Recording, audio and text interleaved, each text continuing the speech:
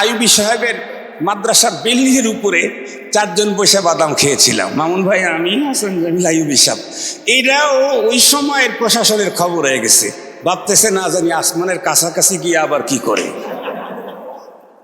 আইয়ুবী সাহেব হুজুরের মেয়ের বিবাহে আমরা যখন গেছি তখন সেই বন্ধুরাও ওইখানে উপস্থিত হওয়ার পরে দেখতেছে যে ইন্না লিল্লাহ, এদেরকে 2-3 বছর জেলখানায় রাখলাম, 8 মাস পর্যন্ত বের হতে দিলাম না, এরপরে বিয়েতে এসে দেখি আবার সবগুলো এক জায়গায়। এ কথা স্পষ্ট বলছে তারা। তার মানে হলো উলামায়ে কেরাম এক জায়গায় বসতে পারলেই সকল বাতিলদের অবস্থা খারাপ।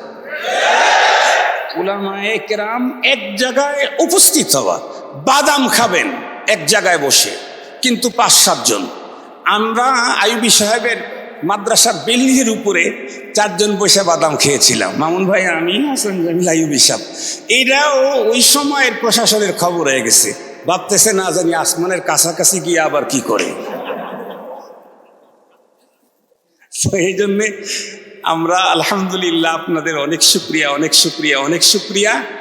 সাথে সাথে আমি আশাবাদী যে আমাদের আজকের একত্রিত হওয়া, এই যে এখানে আলহামদুলিল্লাহ জমিয়তের প্রতিনিধি এসেছিলেন, মজলিসের আমির সাহেব এসেছেন, বেফাকের ইসলামী আন্দোলনের নেতৃবৃন্দ যারা আসছিলেন, এরপরে আমাদের বেফাকের মহাসচিব সাহেব এসেছেন, হাটহাজারী থেকে প্রতিনিধি এসেছেন, হেফাজতের নায়েবে আমির অনেকগুলো এখানে এসেছেন, ব্রাহ্মণবাড়িয়া থেকে, ময়মনসিংহ থেকে, বর্তমান সময়ের যারা বুজুর্গ বড় আলেম প্রতিনিধিত্ব যারা করেন তারা এসেছেন। তার মানে হলো রাবেতা দালালি করে যদি করে তাহলে দেওবন্দের দালালি করবে, রাবেতা যদি দালালি করে আহলে সুন্নাত ওয়াল জামাতের দালালি করবে। নিশ্চিত থাকেন, কেউ দালালি করে আমরা বাইরে ছিলাম না, বাইরে যারা ছিলাম তারা ভয়ঙ্কর অবস্থার মধ্যে ছিলাম। আপনাদের উপস্থিতি আল্লাহ তাআলা দুনিয়া এবং আখিরাতে তারা বায়েস বানায় দিক। আর আমাদের আজকের এই ইত্তেহাদ থেকে আল্লাহ তাআলা পুরা বাংলাদেশে ইত্তেহাদের জার্ম, ইত্তেহাদের একটা মেডিসিনকে আল্লাহ তাআলা ছড়াইয়া দিক। আসসালাম।